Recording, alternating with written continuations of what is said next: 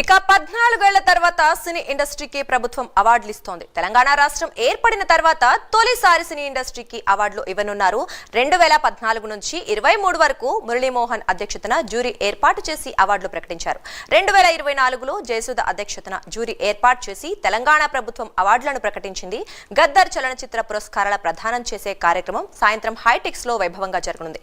ఈ కార్యక్రమాన్ని అట్టహాసంగా నిర్వహించేందుకు తెలంగాణ చలనచిత్ర అభివృద్ధి సంస్థ అన్ని ఏర్పాట్లు చేసింది. 2014 నుంచి 2023 వరకు ఉత్తమ చిత్రాలకు, 2024 సంవత్సరానికి అన్ని విభాగాలకు గద్దర్ ఫిల్మ్ అవార్డులను ప్రదానం చేయనున్నారు.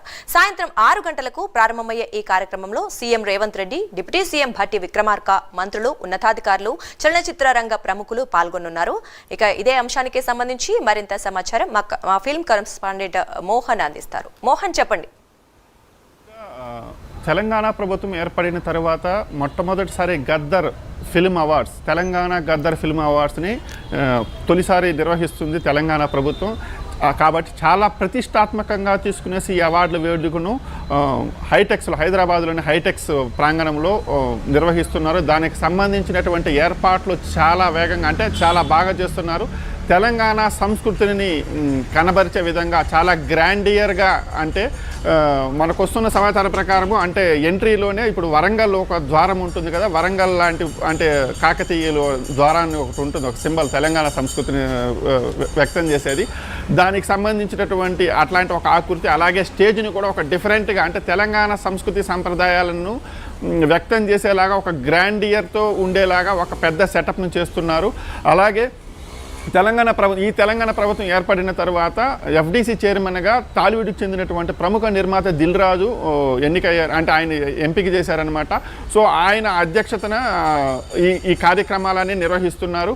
సో ఆయన లీడ్లో ఉండేసి ఈ వ్యవహారాన్ని నడిపిస్తున్నారనమాట. అంటే ఒకవైపు రాజకీయంగా ఉన్నటువంటి ప్రముఖులు, అంటే తెలంగాణ ముఖ్యమంత్రి రేవంత్ రెడ్డి, అలాగే ఉప ముఖ్యమంత్రి భట్టి విక్రమార్క, సినిమాటోగ్రఫీ మంత్రి కోమటిరెడ్డి వెంకటరెడ్డి సహా పలువురు రాజకీయ నాయకులు ఈ వేడుకకు హాజరు కాబోతున్నారు.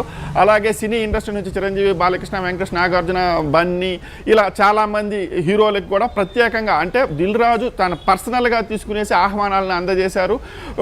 అంటే వస్తున్నటువంటి, అంటే ఇండస్ట్రీ నుంచి వస్తున్నటువంటి సమాచారం మేరకు ఈ సాయంత్రము హైటెక్స్ మాత్రం మొత్తం అటు రాజకీయంగాను, ఇటు సినీ ఇండస్ట్రీకి సంబంధించిన ప్రముఖులతో కలకలనాడనుంది.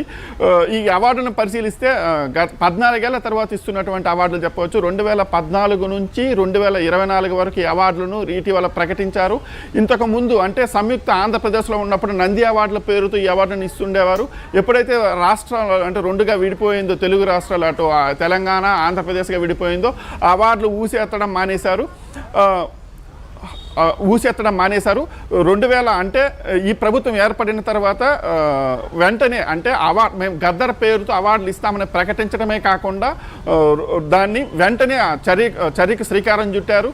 2 భాగాలకు విభజించారనమాట. 2014 నుంచి 2023 వరకు ఒక కమిటీ, అంటే మురళీమోహన్ అధ్యక్షతన ఒక జ్యూరీని ఏర్పాటు చేసి దాంట్లో బెస్ట్ ఫిలిమ్స్, అంటే ఈ 10 ఏళ్లకు గాను బెస్ట్ ఫిలిమ్స్, అంటే బెస్ట్ 3 ఫిలిమ్స్ని ఎంపిక చేసుకుంటూ వచ్చారు. బెస్ట్ 3 ఫిలిమ్స్లో కూడా హీరో, హీరోయిన్, డైరెక్టర్, ప్రొడ్యూసర్, ఈ నలుగురికి సంబంధించిన అవార్డులు ఇస్తారు.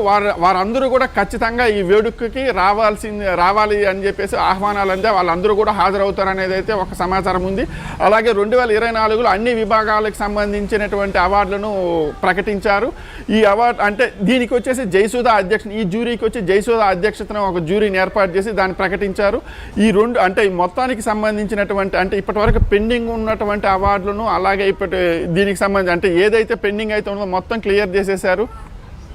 అంటే చాలా అట్టహాసంగా తెలంగాణ సంస్కృతి సంప్రదాయాలను తెలియజేసేలాగా చాలా గ్రాండియర్గా చేస్తున్నారు. అంటే తొలిసారి నిర్వహిస్తున్నటువంటి ప్రభుత్వం, అంటే సినీ ఇండస్ట్రీకి తమ మద్దతును తాము తెలియజేస్తున్నామని చెప్పేసి చెబుతూనే దాన్ని, అంటే కార్యాచరణ రూపంలో చూపించేందుకు అందులో భాగంగా ఈ గద్దర్ ఫిల్మ్ అవార్డ్స్ని ఏర్పాటు చేసి వెంటనే, అంటే ఏమాత్రం ఆలస్యం చేయకుండా, అంటే గతంలో సినీ ఇండస్ట్రీ